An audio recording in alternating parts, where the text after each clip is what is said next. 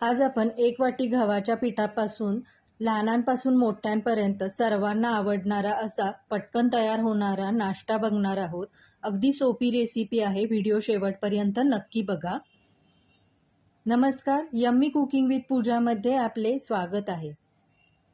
आता मिक्सरच्या भांड्यामध्ये एक वाटी मी गव्हाचं पीठ घेतलेलं आहे। नेहमी आपण चपातीसाठी जे पीठ असतं तेच मी पीठ इथं वापरलेलं आहे।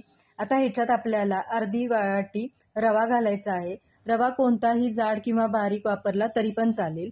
आता इथं चमचा मी डाळीचं पीठ घेतलेलं आहे।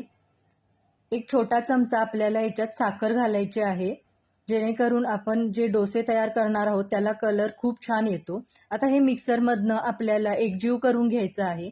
हे असं प्रीमिक्स तुम्ही एका हवाबंद डब्यामध्ये 1 महिनाभर स्टोअर करू शकतो, जेणेकरून आपल्याला पटकन हा नाश्ता तयार करता येतो।